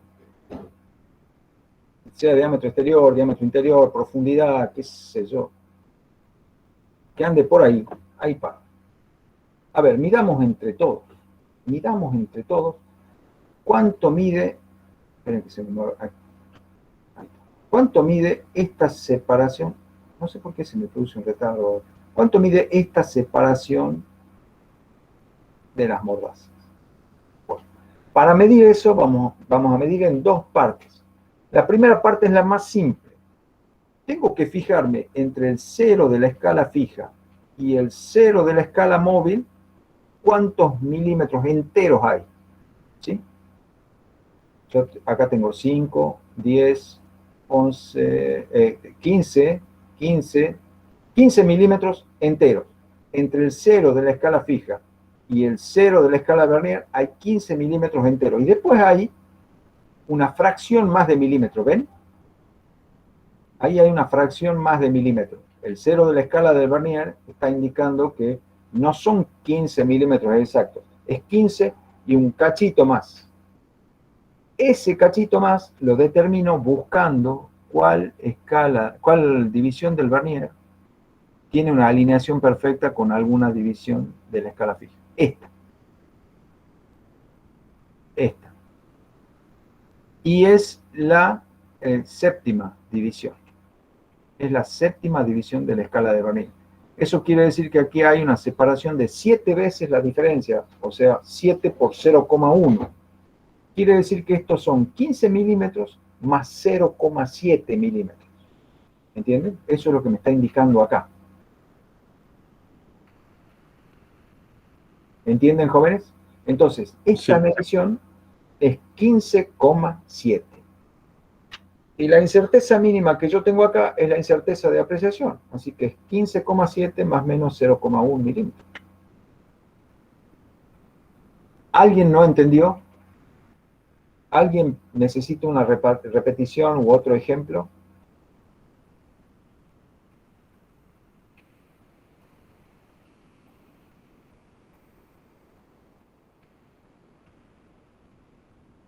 No, profe.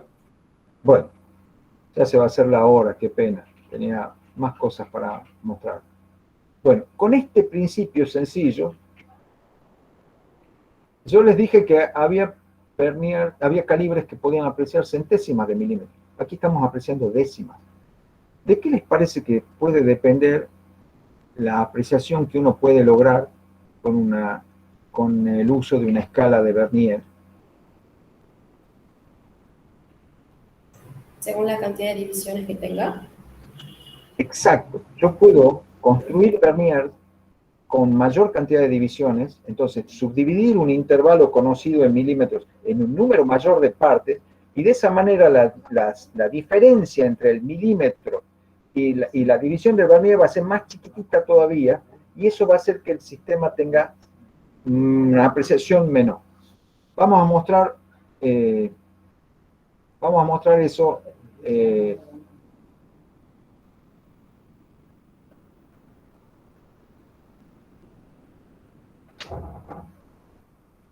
Y ya enseguida, no nos queda mucho tiempo, lamentablemente.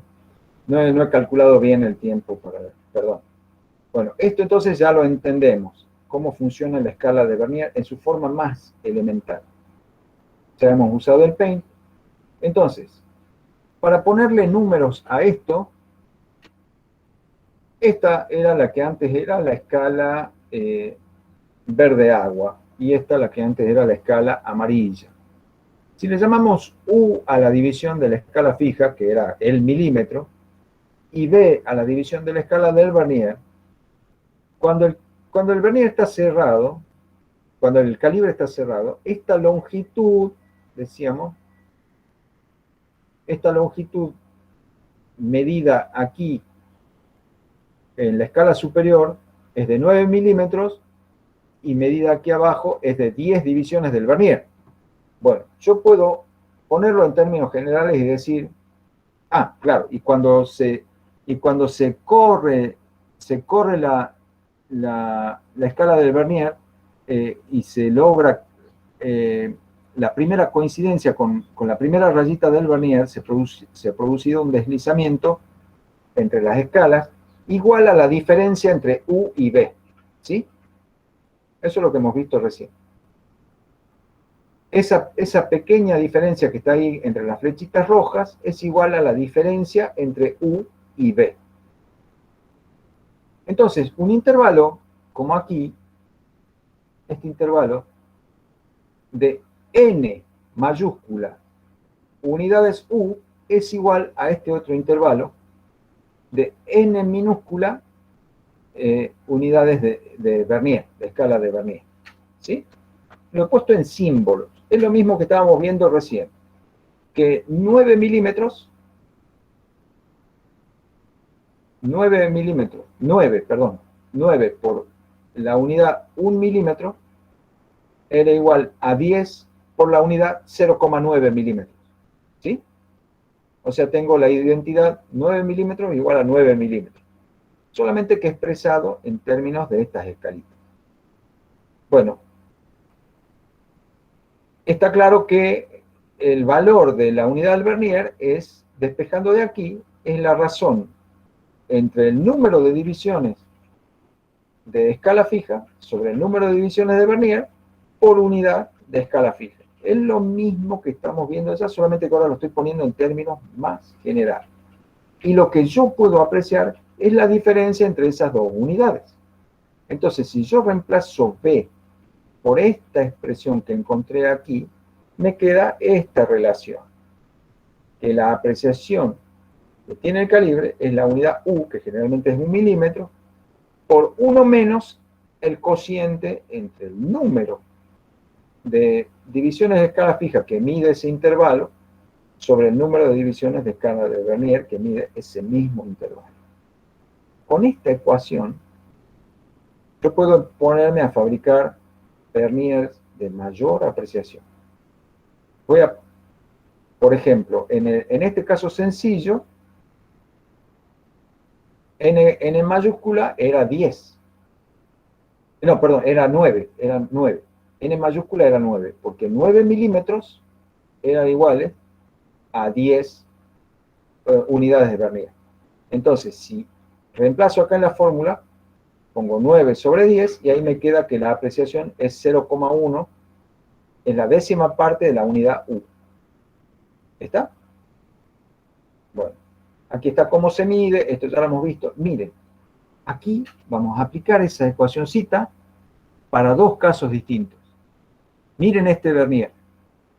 Esto es una foto de un calibre que está allá en el laboratorio. ¿Cuánto mide la escala del Vernier? ¿Llegan a ver? Esta marca que estoy marcando ahora con el cursor es la de 2 centímetros. ¿Cuánto mide esta escala del Vernier? 19 milímetros. 19 milímetros. ¿Están todos de acuerdo? Fíjense que va desde el 0 hasta 1 milímetro antes del 20. O sea, son 19 milímetros. ¿Y en cuántas partes está dividida? 2, 4, 6, 8, 10, 12, 14, 16, 18, 20. Son 19 milímetros. O sea, n mayúscula vale 19 y n minúscula vale 20. Entonces, reemplacemos. La apreciación de este calibre es 1 milímetro, la unidad de la escala fija, por 1 menos 19 sobre 20. ¿Cuánto es 19 sobre 20, jóvenes?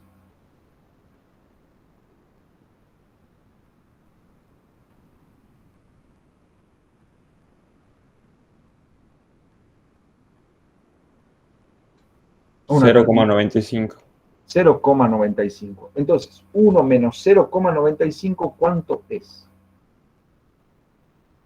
0,5. 0,05.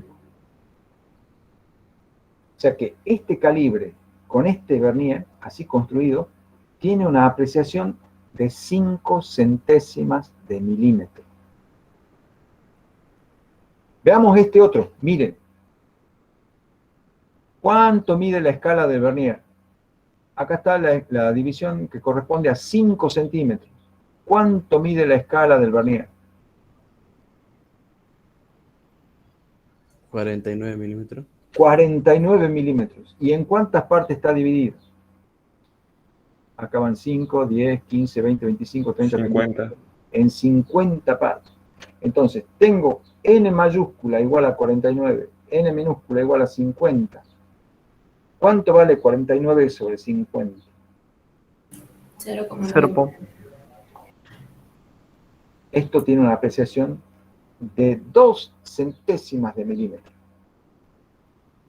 O sea que con este invento de Pierre Bernier, hemos logrado que con una simple regla y con la ayuda de una escala auxiliar podamos medir centésimas de milímetro. Está bueno, ¿no es cierto? Sí. Y podemos medir diámetros exteriores, diámetros interiores, profundidades. Espectacular. Es un instrumento excelente. Es un resumen de cosas ingeniosas que forman un instrumento muy práctico. Bueno,